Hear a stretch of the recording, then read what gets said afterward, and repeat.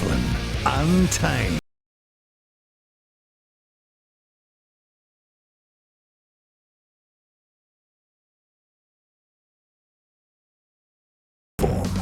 Welcome to the podcast, people. Martin Devlin, Lachlan War, iOS, It's Only Sport. That's the name of our radio program, the only true daily independent radio sports show in this country. And if you'd like to know more about it, you can always jump to the platform website. That's theplatform.kiwi. We are 1 till 4 live every afternoon during the week. And if you can't stay with us for that, well, then this is the next best thing. It's the highlights package. Today on the show, T20 World Cup. We play the Windies tomorrow. That's the Black Caps. Daryl Mitchell joined us, as well as Danny Morrison, who's part of the commentary team over there, live from Antigua, and his thoughts on that capitulation against Afghanistan and the excuse machine that is New Zealand cricket at the moment, and whether or not we can turn this around and still qualify for that Super 8s. Shaun Johnson is back, but will he make the Warriors better? That's a hot topic of conversation at the moment. Super Rugby, Canes, Chiefs, Wellington, Saturday afternoon. Probably the pick of the two semi-finals. No disrespect to the other guys, the Blues and the Brumbies. Roger Randle was on the show today. Regular guest, Miles Davis, the BTE. We also talk some Stanley Cup ice hockey. And begin the show the same way every day. Tablets in hand, as I gather my flock. It is time for a sermon. So how does SJ fit back into the Warriors then? Let's go to the mountaintop. We live in an amazing, amazing world, and it's wasted on the crappiest generation of just spoiled idiots. Shaun Johnson is back. He'll be wearing the number 7 shirt this Saturday night versus the Storm at Mount Smart. But will this make the Warriors better? That's the number one selectorial dilemma. Well, for a number of us fans it might be, but clearly not for coach Andrew Webster, who's had no hesitation at all in changing a winning combination to re-include Shaun. Now remember, last week, TMM and CHT started at 6 and 7 versus the Cowboys with Chance at fullback. Against Penrith 3 weeks ago, it was TMM at 7, Chance at 6, and Tane Tuapiki at fullback. Against the Dolphins, it was TMM, CHT in the halves, and Dallin at fullback. As you know, all three of those games were won, and in all three the attack worked, and it worked in ways that are certainly different from when Shaun is playing. Now, let's make this next bit clear. We aren't doubting Shaun or his ability or the fact he is the number one playmaker and he has to come back into the side. But two things are important to consider here. Number one, this is not last year. So let's stop talking about how great he was last year, because that was last year, not this year. And the only thing that counts is this year, this match, and then the next match. Number two, Shaun dominates possession, tactics, and outcomes. He controls 90% of the Warriors' attacks.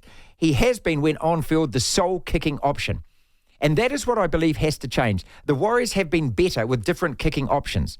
So why change that bit just because Shaun is back? At 6-1 and 6, the Warriors now have to go on a winning run. The next 4 games are the Storm, away the Titans, home the Broncos, away the Dogs, then the bye. The squad is fit, should be refreshed. Most, if not all, the A-team is back, and the momentum is there after 3 straight wins. The thing for me from here, and especially when you consider the attack, is being able to maintain the left-right variation and the kicking options. Controlling and maximising that is the biggest challenge, bringing Shaun Johnson back. Devlin. What do you want? We want information. Information. You won't get it. The platform. 1:11 time, Danny Morrison awaits news headlines of a sporting bent. Look, what do we got? I'll follow on from your sermon about Shaun Johnson, Martin, and continue with a quote from Andrew Webster, the Warriors coach, of course naming Shaun on the side for the Storm matchup this weekend. Webster saying that Johnson is too good of a player not to be included in the team. Well, you can't really say he's wrong. He's a very good player, Shaun Johnson. If he's healthy, it is one of those weird ones, isn't it? Changing a winning team, but at the same time, that if he wasn't injured, he would be playing. And I do wonder how much of his form has been affected this year by those injuries. We're going to revisit some SJ, that's the other SJ, the Stacey Jones SJ comments on this SJ, the Shaun Johnson the original SJ. Later on in the show. Cricket news of sorts. A Black Caps coach, Gary Stead, has revealed he will be making changes to the starting 11 that lost to Afghanistan in New Zealand's opening game of the 2020 Cricket World Cup. Here are a couple of quotes, and this first one is best word I can use to describe as, I don't know, flat, lame, boring, wet even. I expect there will be some changes. What do you mean you expect, Gary? You select the team. Yes. You either are or you're not, you know? You think, yeah. Just say, I'm changing the team, or I'm not. Don't say, I think there could be some changes. Don't speak in the third person or the second person. Is that the third person? What is the second person? I'm talking about the second person. No. The third person is when you're talking about yourself. Yeah, so if I'm saying Lachlan. Yeah. Lachlan's saying this, Lachlan does this, Lachlan does that. What's the second person then? Text in if you know. Pakistan bounced back from successive defeats to beat Canada by 7 wickets, in New York. This keeping their hopes of reaching the Super 8 stage alive. And currently, a match going on between Namibia and Australia. Namibia are 20 for 4. Hang on a second. No.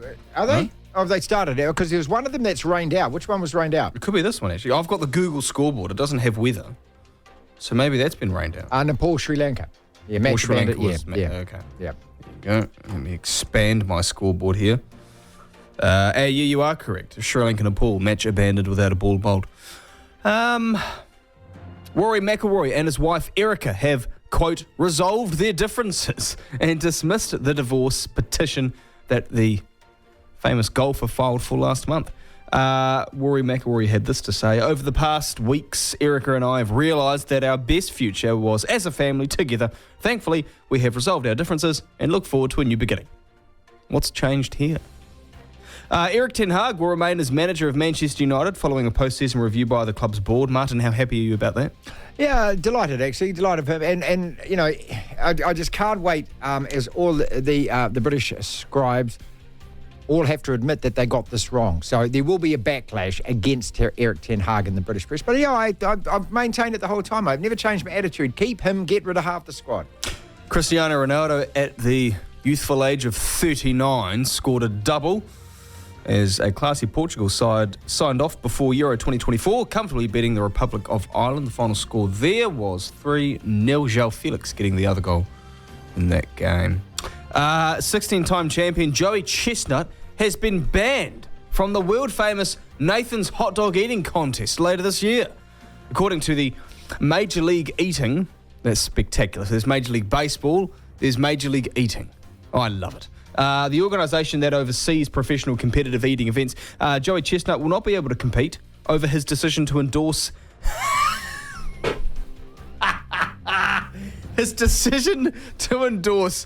vegan hot dogs over Nathan's. This is just brilliant. I mean, if you the most unserious sports news story, or just news story full stop, going around today, that is it.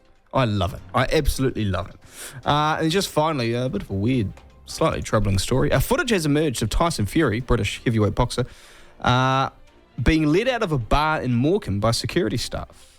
Fury had earlier also been pictured posing with fans in his hometown while out relaxing. According to The Sun, not exactly a reputable source, but according to The Sun, Fury had enjoyed one drink too many, and there was also footage of him on his knees and elbows on the pavement outside. Yeah, I've watched it. Yeah, he just absolutely shite face. Trolleyed. Yeah, pretty much. Yeah. We've all been there. The crazy thing about when you see the footage, though, is the security guards leading him out. He must be about 3 foot taller than all of those security guards. He's just a giant. Yeah, he's huge. And then the next bit of footage you see, because obviously, you know, somebody's got a phone and they're filming him, is he's just on hands and knees just barfing outside.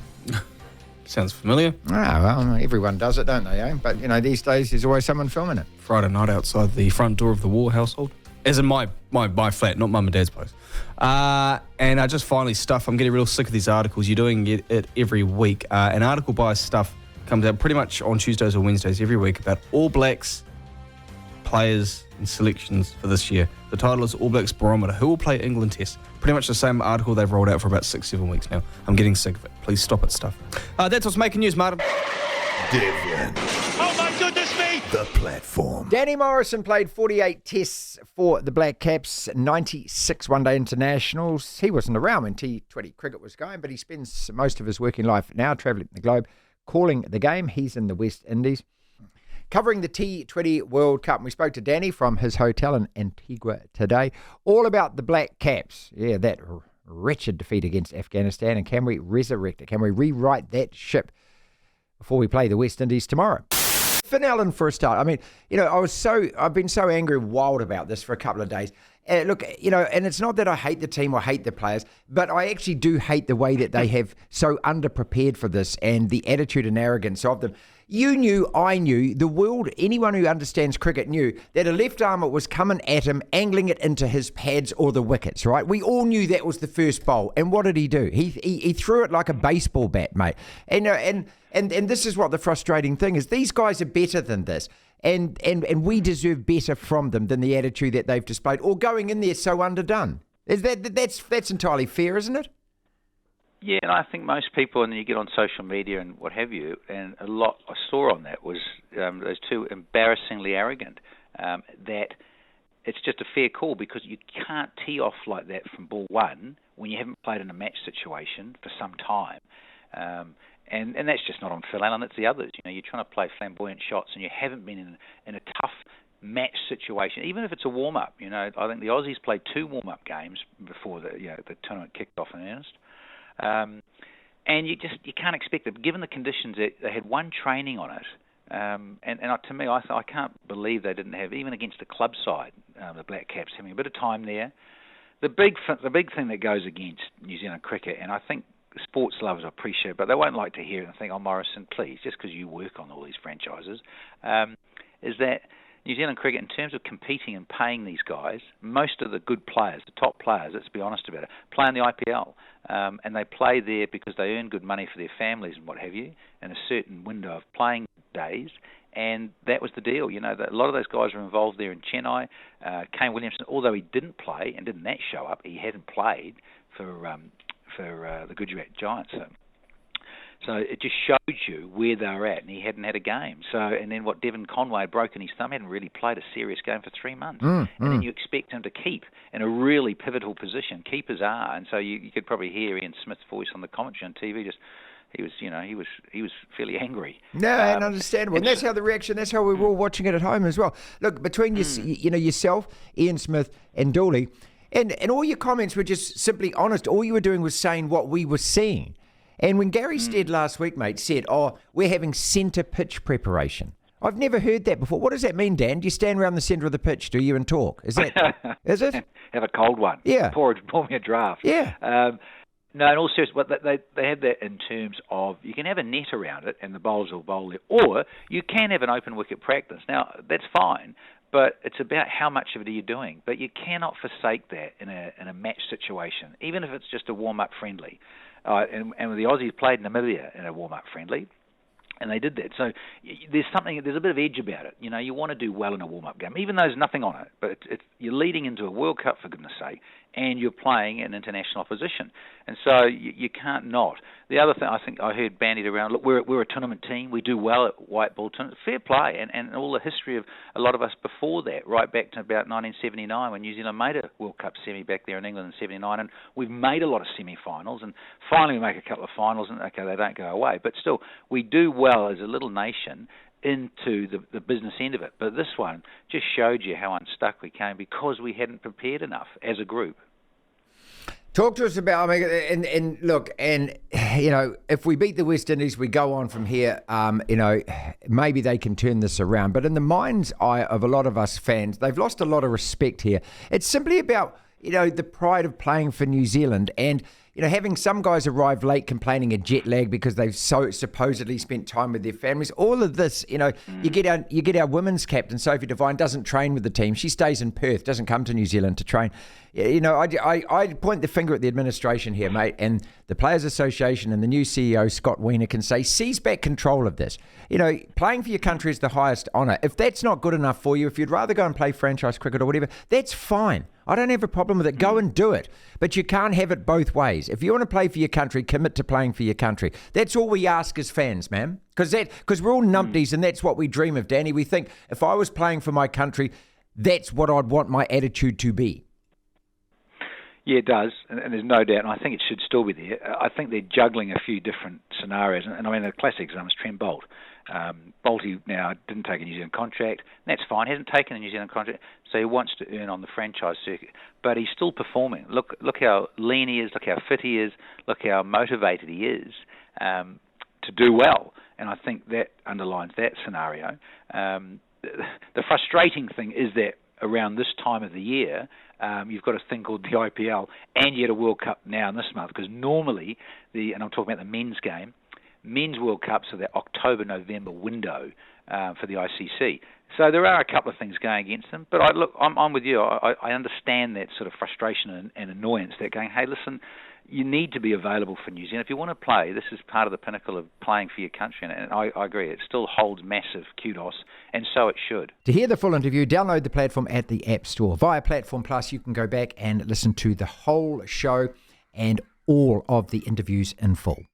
Blah, blah, blah, blah. Every Wednesday, Miles Davis joins us on the program, ladies and gentlemen. Known Miles since we started Radio Sport back in 1998. Topics of conversation, including the T20 World Cup. Well, his Poms looking as hapless and hopeless as our Black Caps are at the moment.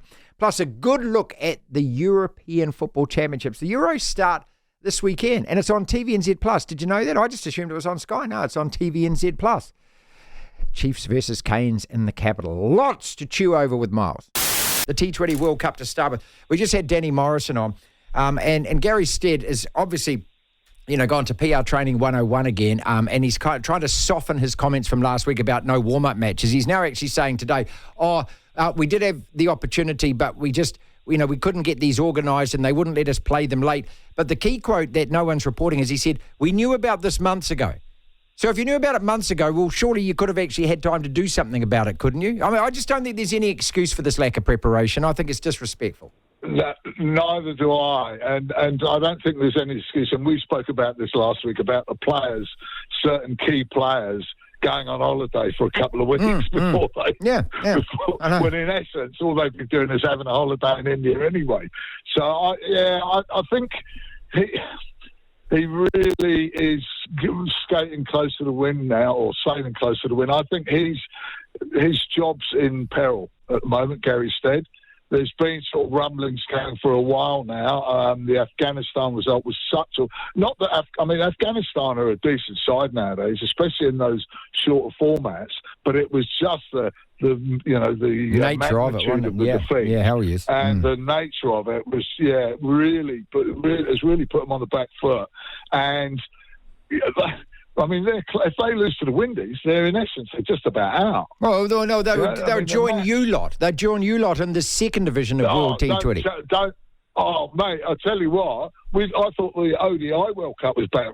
This could turn out to be even worse. I mean, we got 1 point. You think, we lost 1 point against Scotland. No, we didn't. They were 90 without loss. Yeah.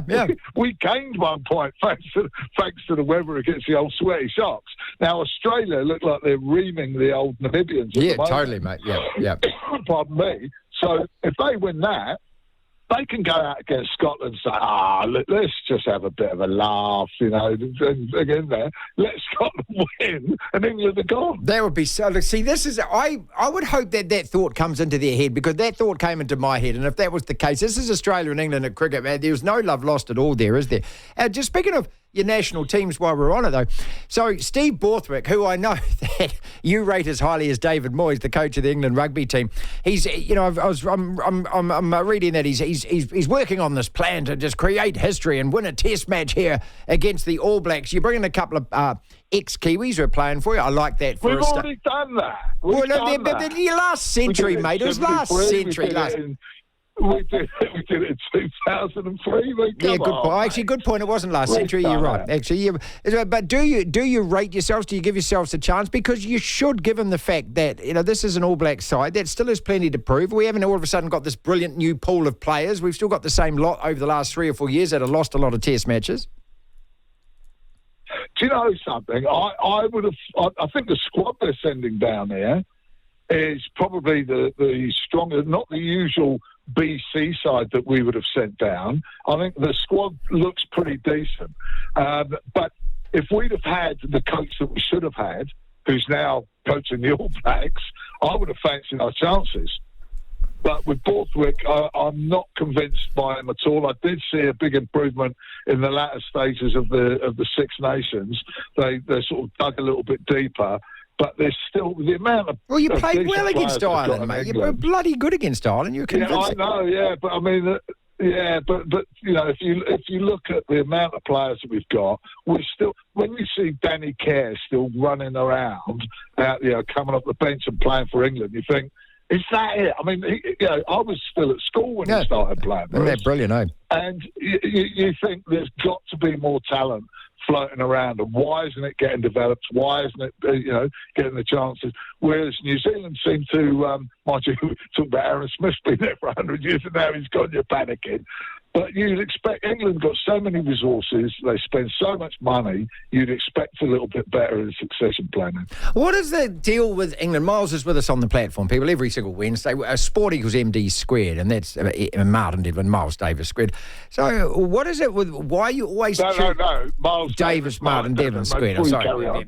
Why is it that you've got so many people that you think potentially could coach your national teams? You always pick the most vanilla, boring, stifling person.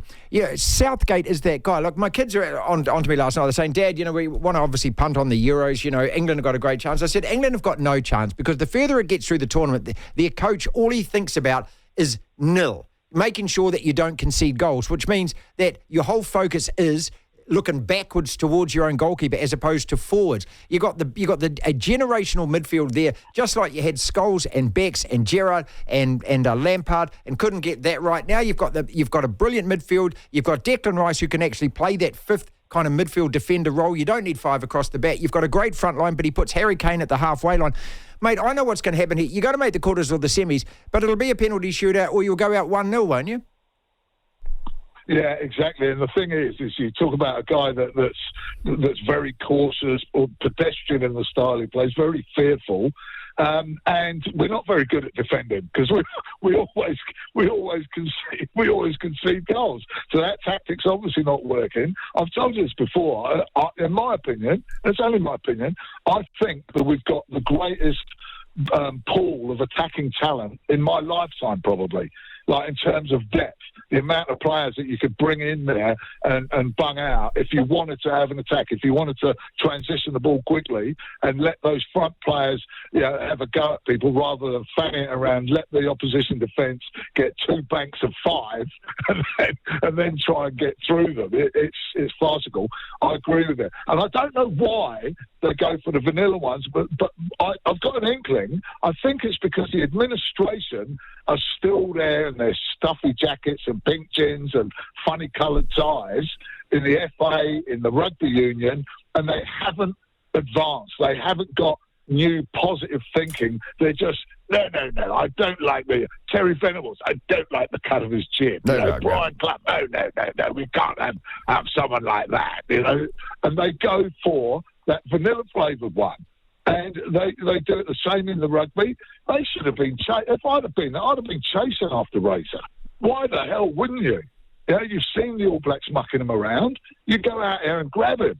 And they would have idolised him in England.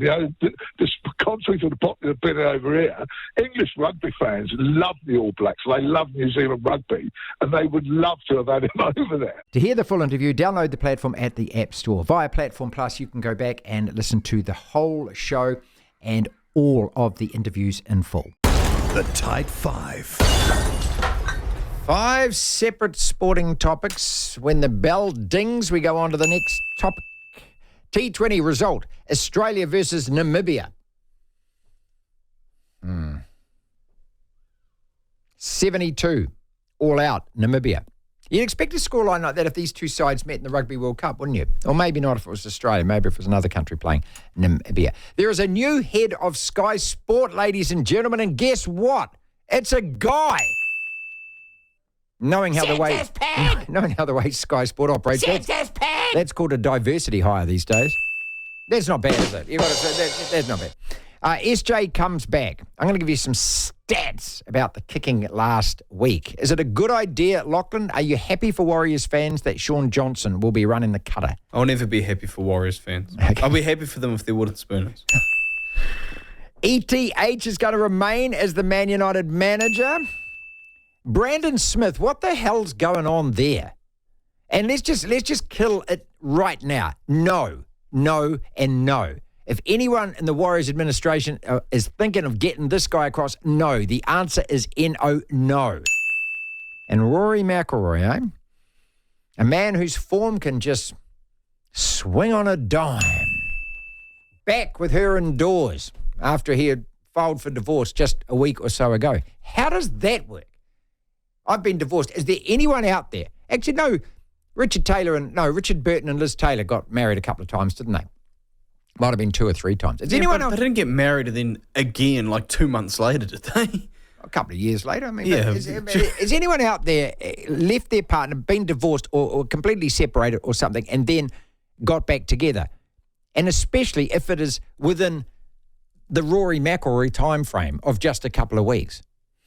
Let's kick it, though, first with the T20. You heard from Danny Morrison. You heard from Daryl Mitchell.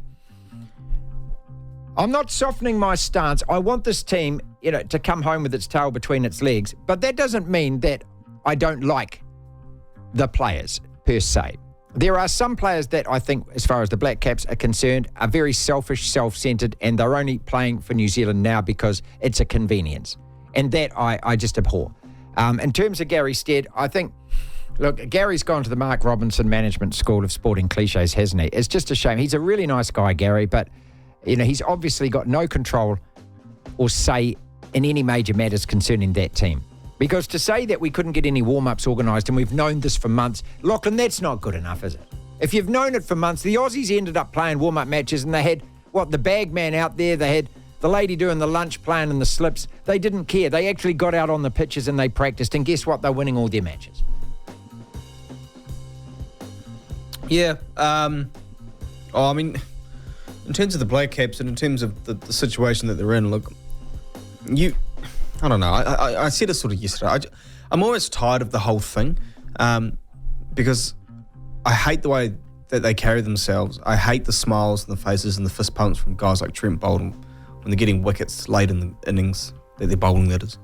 I think it's a team that takes the mickey almost out of their roles and disrespects the public by not only the performances on the field, but the way they carry themselves in the media. Gary Stead saying, I expect there to be changes and whatnot, the cliched, watered down, wet ways that they answer questions. They never look as though they hurt when they lose. I don't think they care. That's what I get. I just get, okay, so what? We're still getting paid. But I actually don't think athletes, for the most part, care. I don't think the All Blacks, let's take a step back. I don't think the modern day athlete cares as much as, say, an athlete 20, 30 years ago, because I think the consequences of losses and poor performances aren't as extreme these days. You can be a highly paid NBA player on $10 million a year on your contract, and you won't be relied upon as the key player on your team. And you can make mistakes, but it doesn't matter. You still get your money. It seems to be something that with a modern day athlete, they just don't care as much. I think that's absolutely the case with our All Blacks for the most part. At least at the World Cup last year, they got to a final. And I think it's very much happened with the Black Caps, particularly the money you can earn at small little T20 leagues around the world. I just don't care. I really don't care anymore. I think there needs to be a clean out of this team. I remember there was a captaincy issue a couple of years ago where things were bubbling away that Stead actually didn't want Williamson anymore as his captain and wanted to promote Tom Latham, and there's all this sort of he said, she said stuff going on within the team. And I thought that was the first indication that maybe you just need to change up the structure now. Get rid of your coach, maybe change your captain, maybe just kind of admit that, look, this era, it's done, let's move on. Stead's been in the role since 2018, by the way. Yeah, I just think they've got to remove this thing where the captain's the guy that actually dictates everything as in charge. Well, yeah, I just think that's entirely inappropriate for any sporting team. Yeah, it is. But that is the way that cricket has operated for a long time, not just in New Zealand, though. But also, I just think this is a structure that is it has overstayed its welcome. I think that, it's not to say Stead's a bad coach. He's clearly not. It's not to say that the players are bad players. But I think just after a while, people need to move on. I think that he needs to be out. I think there needs to be a massive clean out of the playing group. There's only a couple of players I'll keep in there. One of them being Daryl Mitchell, who I also quite like. But, even Kane, I'd say, I don't know, maybe shuffle along, unless it's Test cricket. New head of Sky Sport is Gary Burchett. I don't care. You don't care? He's worked for Fox Sport. He's worked for Star Sport in India. Is he going to make any changes? No, he's not. No, I don't think so either. I mean, look, I'm just announcing this because it'll be announced across the other media at some stage, and so we can put our hand up and say, we did it first. So what? We did it first. But I got the word about this first. I'm stunned. I really am, and I'm not making a joke about this. I'm stunned that Sky Sport have hired a man for this position. Well, who was the previous... I don't know. Head of sport. I got no idea. But every single executive position in Sky Sport these days the hire is a diversity hire. So the fact that they're actually hiring an Australian guy, does this mean an attitudinal change? Can we actually see all of a sudden that perhaps the presentation panels of all the major sports might actually be rewritten, and you might actually get, a few more blokes in there who actually used to play and know a little bit more than those that are underprepared, undertrained, and actually Maybe. aren't really worthy, I don't think, of the privileged positions that they hold. No, I don't think so. I don't think anything changes, but we're just going to tell you, Gary Burchett's the name, okay? It's a Remember? horrendously disappointing service, and it's gotten worse. I mean, I don't even know if it got better when Spark was around, but since Spark's left, it's all gotten so much worse. I hate it. It's $45 a month for that sports thing. I hate it. ETH MU manager, are you surprised by this? No, you act like he was on the way out. I don't think he was. I was just reading all the media reports, mate, and I was stupid enough to believe it. Yeah, I think that the at least in terms of the facts of the situation, it just seemed like that Ineos were looking closely. Obviously, the new people who are owning part of the club now alongside the Glazers, that Ineos were just looking at their options. They were never saying that, he's out or we're not happy with him. They're just saying, okay, let's undertake a review of the season, and are we happy with where how can you be happy with that season? We had a cup final win and a great performance, but how can you be happy with that season, finishing 8th in the way that the team played, and the slack-ass nature of the way we played? I'm not really saying happy with the season and where you finished, but are you happy with the structure of your football department, more so on field with your manager and your playing group? Now, I don't know the cases with the players, but clearly they're happy enough with the manager. The thing is, look, is there anyone out there who can do the job better? That's exactly it. I mean, and you're going to get into the Chelsea mode where every 6 months you sign a new manager. Probably is. I mean, I don't know. Thomas Tuchel's a pretty good manager. Well, Poch is a pretty good manager too, but are they going to be... Well, Poch hasn't won anything. Just quickly, people go on about Mauricio Pochettino being a spectacular coach. He didn't win a single trophy with Tottenham. It took him a while to get that Chelsea team playing well. They got there in the end, but he's never won anything. He might have won a league title or a cup or whatnot with PSG. And the only thing that counts is the playing group is not up to it and hasn't been up to it for a good 6 or 7 or 8 years, and most of these guys have been there during that entire time. Yeah, but you want to keep half of them. You want Bruno there. I love Bruno. You want Bruno. I tell you, that Portuguese midfield is the best at the Euros, mate. Put some money on them. Brandon Smith, what is going on? You're just buying into what Miles said. That's not even an original take. Brandon Smith is actually my youngest son texted it to me last night. He said, look at that Portuguese midfield. Again, not your take. That's okay. I'm a sportsman. We steal it from everywhere. Brandon Smith, what is going on with this guy who just seems hell-bent on killing his rugby league career? And once again, the claptrap that comes out of the management team's mouth, when any of these guys behave like pork chops, the guy who speaks on their behalf is always someone from the management team. Brandon Smith missed a Roosters team meeting, okay? Apparently this is a big no-no. He's been fined. The key thing that's come out of this is 2 players from the Roosters have had a go at him publicly. Now, normally this is all kept in-house, or guys always just come out with the same old cliches, he's a great guy, he's this, he's that. He's not. But they've actually had a go at him because of it. There's something bigger going on here. Now, remember he had the trouble with the cocaine a few years ago, right? Also, it was only a matter of weeks ago that those videos surfaced of some of those players. He was amongst them signing autographs or something at a promotion. He had eyes like Harp Hooker. No, they were doing a live stream on Instagram, engaging with fans on Instagram. And on the live stream, all of them are sitting there saucer eyes, the widest of eyes. Which you don't have to be a scientist to work it out. I'm not saying anything's going on. I'm just saying that it wasn't a good look. It was a pretty poor look. It was late at night as well. I think now he misses a team meeting, and guess what his excuse was? I mean, this is Gary Stead saying, they're spending time with their families. And they always, see, this is what I hate about the management team, because they always come up with this claptrap because somehow it's meant to be diverting us from, and it's because it's a charm offensive. He was out for breakfast with his partner. So that makes it okay, does it? So he just missed, and he'd left his phone at home. There's not an adult on the planet who leaves their phone at home. If you leave your phone at home, you go back and get it. Well, you're panicking. You are. You're sitting there the whole way through breakfast, absolutely shaking. Yeah. You've got adrenaline coursing through your veins going, oh my God, have I lost it? Did I drop it? You don't know, I left it there at home. No, you're not. You're going home to get it. Yeah. And Brandon Smith is on social media every 2 seconds, ladies and gentlemen. So, that is rot, is what it is. He left his phone behind, and then he kept it switched off all day because he didn't want... Just stop it, mate. No. So what I'm saying is, Warriors, ding, ding, ding, ding, ding, don't go near this guy. There's something going on there. I don't know what it is, but the warning signs are there that don't go near this guy. He's a really good player when he's playing. And he is. He was a great player at the Storm, and he has not found anywhere near that form since signing with the Roosters. So there's nothing really to suggest there, if you isolate his time at the Roosters, that this is a guy who should be earning what he's earning and should be kept around for another couple of years. $850,000. That puts him up the upper echelon of the best number 9s in the competition. Dude, what are you doing? Get your act together, mate. Get it together. He's 28. Before it gets taken off you. He ain't young. He's 28. Two more topics. Rory McIlroy has done the 180. Tony Hawk would be proud of that one. Just to complete our about face, a couple of weeks ago before the PGA, just days before, he announced he's leaving her indoors. And the rumours were that the new one was the woman Amanda who interviews the players afterwards, right? And then suddenly, just before the US Open, I mean, his timing is impeccable, Rory, isn't he? He takes all the headlines before the tournament starts. He's back. How does that happen? What's going on there? I don't know. Anyway, I'm going to ask Telf about this at 3:30. I mean, he's been through many marriages, Brendan, and perhaps he's got some advice for Rory, but either way, is the divorce settlement too much? Has he fallen back in love? Was there not a prenup signed or something? So she gets a whole lot of money? My limited experience with the fairest sex throughout my life is that when things end, they end. You don't 2 weeks later turn it around. We're getting divorced because we don't like each other anymore, okay? We can't stand being around each other. Oh, no, we can. We're back in love and everything's okay. Well, they brought up family, or Ricky. Well, here we go. Rory McIlroy brought up it's the best thing for our family, which I don't know, maybe something to do with the kids. Who knows? Daryl Mitchell. Now that's one guy. If you threw me a name and said who can captain the Black Caps, that's the guy. I would choose that guy above everyone else. Yeah, no question about it. There's not even a debate in my mind. He epitomises everything that I love about Kiwi sports, men and women, about the pride in representing our country, about putting that silver fern on, and it's the only thing. The most important thing, the only thing that comes into consideration. Daryl Mitchell was on the show today.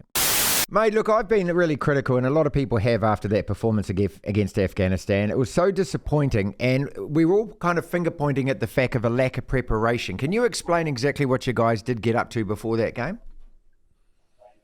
Look, it's obviously, firstly, disappointing to lose the first game. We never head into games trying to have those sort of outcomes, but for us as a group, it's now staying true to who we are, and we're probably a little bit disappointed with all the little things that we didn't do really well in that game. So it's trying to make sure we're good to go and tomorrow to take on the West Indies.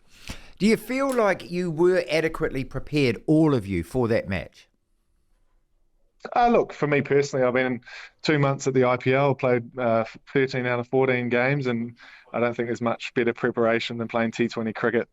We arrived, it was a week before the first game, and although, yes, I've seen the headlines, we would love to have had some warm-up games. The ones that were planned were before any of us would have got here from the IPL, and that's the nature of tournament cricket. Is we were one of the last games to play out of the first round robin game. So there's a lot of things out of our control as a group, and we just had to make sure that we did what we could do and true Kiwi spirit, try and get stuck in and try and hopefully win games of cricket for our country. So how easy or not is it for you guys to go, okay, look, that was an absolute shocker, but we got to bury that because it's more important now that we beat the West Indies? Look, it's a game. It's the game of cricket that we play, especially T20 cricket. It comes down to little moments, and we recognise probably in the field we weren't up to the standard that we expect of ourselves as Black Caps, and with the bat we were taking on some of the world's best spinners in very challenging low, slow conditions. So it's not over-analysing it too much. It's recognising, yes, we need to get a lot better, but that's the cool thing about tournament cricket is you've got a few days and you can get stuck in against the home team in their home conditions, which should be good fun. I remember a quote from Jimmy Neesham where he said, you can't get too hung up about any result in T20 cricket because you play again quickly and you can turn it around quickly. Do you have that same attitude? I think anything in sport, you can't overanalyze it too much. But at the same time, there's definitely key areas and things that we know we can do a lot better. And that's the cool thing about sport is you turn up the next day, the sun comes up and you get stuck in and look, we represent our country. I'm personally very proud to represent New Zealand. It means a hell of a lot. So looking forward to getting stuck into it again against the West Indies and wearing that fern on our chest. When you mentioned the fielding, Daryl, for the last 12 months, we haven't really performed we've always been brilliant in the field. It's been one of the things about New Zealand cricket. What can you put your finger on something? Oh, look, hopefully the ball sticks in your hand and you can claim the catches and you get runouts. It's such a fast game now. Guys are hitting the ball so hard. It's making sure sometimes that you don't try too hard. You almost feel the rhythm and just go with the flow. Fielding's it's an attitude thing for us. as long as guys are diving around, trying to take those opportunities, whether you catch it or not, sometimes they're things you can't control, but it's that attitude piece and seeing us as a unit moving off the ball and running. That's the stuff that we can control and we pride ourselves on. There's a couple there, those awful baseball ones, which land kind of in a triangle in the middle of three of you. Is there anything more frustrating than that? It's a horrible feeling when you see it lob up and no one's going to get there, isn't it? That's just, again, that's the beautiful thing of this game that we play, and I think it's why we all love it, is because it constantly frustrates the hell out of you, but when you have good days, it's pretty amazing. Also, when you're bowling, and I can't remember who it was that hit that six, and he just didn't even move, and his eyes just kept looking at it. Good God, what do you think at a moment like that, mate? Look, it's a game. I've done that to a few people with my own bat at times, so yeah, it's part of the game, and although I would love to have executed that Yorker, I missed by a little bit, and that's what happens in international cricket, is it sails over the fence when you miss. Have you been watching many of the other games or teams? Has anyone else impressed you so far? Look, a number of guys watch a lot of the cricket. As you know me, I'm personally, I love my rugby, so when cricket's not on, I've tried and sit and watch Super Rugby and things like that, but also very detailed when we're preparing for games. So, I've watched a lot of West Indies over the last 48 hours, but apart from that, I enjoy watching my rugby.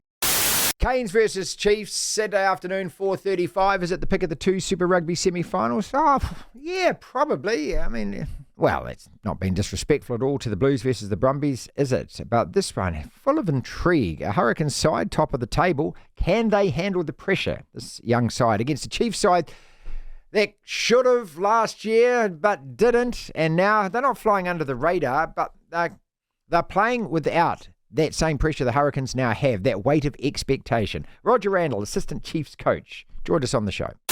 Well, you'll be delighted after that performance on the weekend, mate, especially the first half, 31 points. Was that the best you played all year? You'll be up there. We had a couple of games where we played pretty well earlier in the comp, and then probably didn't capture that same sort of form throughout the year. A little been a bit inconsistent. We've done some really good stuff, and then times we haven't gone so well. But on the weekend was definitely a good first half, and then we managed to make a couple of changes in the second half to keep guys fresh for this week. So that was a perfect outcome for us. Do you get a feeling as a coach in the week leading up to a game like that, before a performance like that, that there is something different amongst the players? Can you glean anything? Well, definitely we could feel with Foreigners footy, just the energy the guys had. It always was pretty good, but it just felt like it was an extra 10% in the spring and the step, and the guys were just had big smiles on their face and were just so excited. It was not trepidation or fear, it's just a real want to go out there and play our brand of footy, and that's what the whole week felt like, and this week started the same way. So let's go back to last year's final series, and that was a mirror image, wasn't it? Home to the Reds, that was the quarterfinal, but of course then you had that home advantage right throughout and you kept playing. So how demonstrably different is it? Obviously going down to Wellington, you're playing away from home, but just the feeling between the two different years. I think we'd only had that one loss last year, and so we're pretty consistent around our performance, but felt a little bit more weighted on us. We love the hometown advantage because that's massive for us to be playing in front of our fans, but just felt a bit more weighted expectation, I guess, last year, finishing top, opposed to this year. We often talked about you don't have to be the best team during the year or round robin, but you've just got to get enough points to get to the finals, and then it's the best team on the day. Hopefully you get three of those to have a crack at, but we just spoke about keep building our game, keep evolving our game, and we tweaked our game quite often. Probably halfway through the comp, we keep trying to do different things to try and cater for the wetter weather, and we just changed our style from being hyper expansive to just having different kind of variations in our game that we know we're going to be using in the finals. So I guess we've been working on those things for the last few weeks. Roger Randle is with us, Chiefs assistant coach. What do you take from the two games against them? Most recently, it was only 3 weeks ago that there was that 3-point loss at home. And I keep saying that poor old Luke Jacobson, he was flapping around like a salmon on a riverbank. I don't know how he's meant to get out of that out of that tackle, mate. But what do you take from that game going into this game? I think, both teams will take some confidence from the both earlier games, especially them. Down there, they played really well, and we were in that game up until 65 minutes, and then obviously the last game up until the last minute. So, both teams will take a lot of confidence from some of the things that worked well. We just felt like our discipline defensively was we gave away some stupid penalties that didn't help us, and it was hard for us to keep building the pressure and momentum because we were relieving it by some silly penalties there. So, it's definitely an area we've addressed, and we're really good in that area last week. Any niggles or anything to worry about in terms of players that aren't quite 100% fit? No, we're all good to go. Okay. Of the guys that are available from last week. So, again, it's finals footy. It's a one-off match. Do you, as a coach, have to say anything, in terms of the motivation? Or do you, as you said before, this particular game, this quarter-final, that the players just know that they almost get themselves ready on that side of things? Yeah, we probably start doing less, I guess, as coaches as you move towards the end. We just start tapering off, and obviously the players start stepping forward, and we put, I guess, a game plan together early in the week that we're going to drive around a review preview, and then the boys start stepping in. Like today, they'll start moving forward and driving a lot of stuff on the pitch, definitely. Even a lot of the messages on the field, we'll give them time to connect, and us as coaches won't say too much. They're the other one they're going to be playing on the weekend, so they get to practice all their huddles and messages around some of the scenarios we'll put in front of them today. Players get a real kick about playing in front of the big crowds too, mate, and especially afternoon rugby as well, because it's 4:35 kickoff. Yeah, I think that suits both teams. We both play positive rugby, and they've got their identity that they're really clear around, and so are we. So both teams bring their best version. It's going to be an awesome game. Yeah. So really looking forward to us bringing our best version, and we're really excited about them bringing their best version as well. Shaun Johnson, as you know, named back in the Warriors side 7 yesterday, and Andrew Webster saying, hey, he's too good to leave out. I just want to replay you some of the comments from Stacey Jones, who joined as special guest on the Rugby League Hour, courtesy of Micro Biosolutions on Monday, and Tony Kemp as well. So, Stacey, talking to him about it, my question was on it. Have a little listen. Could you see, or are you thinking that, look, do we leave the guys there, though, Stacey, that are playing so well? Or if Shaun is fit, is Shaun an automatic selection? Luckily for me, I don't have to make that decision. There you go. Nice. But look, I know that Webby holds Shaun in high regard, and the good thing about what we've learned as a club, especially as us as coaches, we've learned that playing guys that are 80-90% fit is not the right thing sometimes, and that's probably what we were doing. Like Torg Harris, Wade Egan, even Chance, Shaun, they were playing carrying injuries, and sometimes players at 80% are better than players at 100%. They're just naturally better. But we learned as a team, to get the best out of a footy team, especially when you're talking about the stuff that I highlighted, your hip chase, your ruck control. You need to be 100% fit to do that, because it's hard work. It's simple, but to do it, you've got to be 100% fit. And I feel like Shaun will come back into the thing 100% fit. So what he's implying there is that he hasn't been, and that he's been carrying that injury, and that has affected his form. Well, let's wait and see, because we've been talking about it all show, and the attack has certainly showed a lot more variation. And maybe that's because Shaun hasn't been able to do what he would want to do and like to do because he's been restricted. But certainly trying to get that combination with him and Te Maire Martin going well. If the Warriors can do that, this just opens up a brand new door, doesn't it? Tony Kemp on the same. We all know when Shaun comes back, he's going to dominate the football. And that's the question that Webster has to be comfortable with. Am I going to get the same out of everybody as what Te Maire can get out of them? So what you're saying is that you think that those two players are making everyone else better than when Shaun's on the field? 100%. Do you agree with that? Do you think that that's the case, that Te Maire Martin and either Chanel or Chance at 6 has made the Warriors a better attacking side? Or is 3 games not enough because they haven't had enough time to be able to actually answer that question? You can't blame the 4 losses that the Warriors had in a row on Shaun Johnson. No, but I think you can... The same way that we credit a team's success on their playmakers and their halves, we do it a lot with the Panthers in particular. The reason why they're so great, well, Nathan Cleary is a huge part of it, people say. You've also got to say a team's lack of success comes down to the lack of class or performance out of their halves. So it's the quarterback argument, and if your quarterback's not playing well, the rest of the team's not going to be playing well. Exactly. It's got to be that. So it's not to say Shaun's bad and Shaun was the reason they lost, but clearly something's changed. And it's not just, Stacey Jones alluded to it, it's not just the halves. It's, everyone on the team, because it wasn't just Shaun who was injured. There was a number of players who were out with injury. And obviously but the team stood seems down. to have played better without those guys. But when their backs were against the wall, against Penrith, and it was almost like it almost was like we've got nothing to lose here. We're missing so many guys. If we lose this is something like five in a row. Yeah, but we're expected to, all this stuff. And then it's just like go out there and just win the game. And they show plenty of heart in doing that. And then they've actually been able to carry it on. But then to break that up, so I don't think it's that Shaun was playing so bad. It's just they found something special.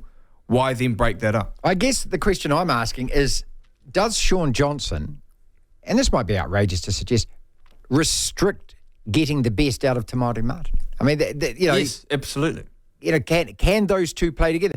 Now, we've seen it many, many times in football where you get a couple of strikers and you think, they're going to make a great partnership, but that just doesn't gel. Some guys do and some guys don't.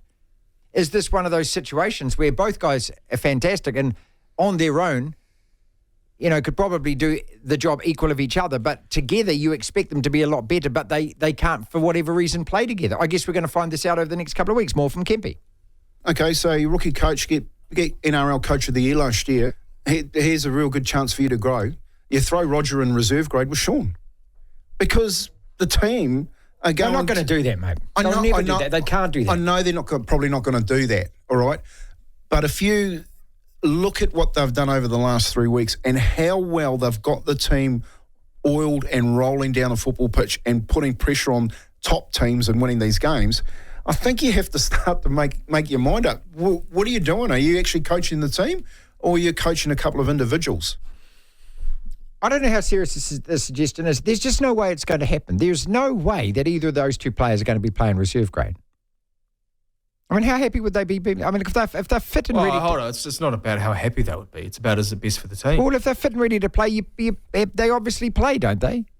If they're fit and ready to play, what are you saying? That they're not good enough to play in the Warriors 17? Well, it's not that they're not good. Think about it. I mean, okay... You've got a team with different positions, right? And you've got to fill out a 13 or really a 17 if you want to count the bench of guys playing different positions. Now, you could have, let's say, just hypothetically, and it sounds silly, but hypothetically, you had 7 Nathan Clearys. Well, you can't play a game with 7 Nathan Clearys. Pep Guardiola did it in the Champions League final against Chelsea.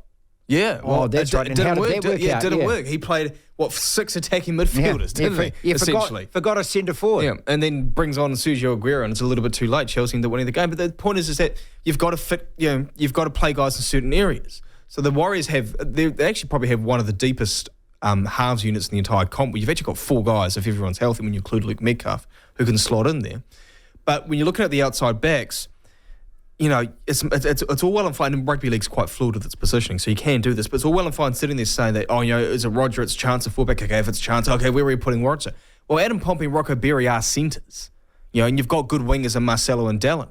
Now, you're not really going to drop them for a bloke who, aside from the fact that his best position is fullback, also hasn't actually played in the NRL for 2 years, by the way, and hasn't played wing since 2014, because he was moved to fullback in 2015 at the Roosters. So it's all well and fine sitting there saying, but he's Roger, though. He's so good. Well, he is good. One, he's a couple of years older than when he last played in the NRL. But where do you play him? What's his best position? And is he better in that position than the guys already playing there? He plays at fullback, mate, which means Chance has to play. But this is the thing. But is he? But then Tamari at 6. But that's the thing. Chance's best position's fullback. It is. And especially Andrew after last Webster's year. made it very, very clear that is where he is going to stay, and he's going to pick him to play. Last cut from Kempy. Mike Ford was a halfback. He played a little bit for England.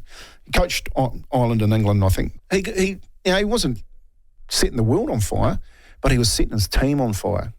And that's what you're sitting there, if you're Andrew Webster at the moment, going, am I making the decision for the team or am I making the decision for the individual?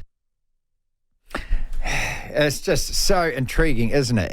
And it's not all. We're not going to get the answer at Mount Smart on Saturday night. We're going to get part of it. Shaun Johnson coming back, but it's not going to be the absolute answer.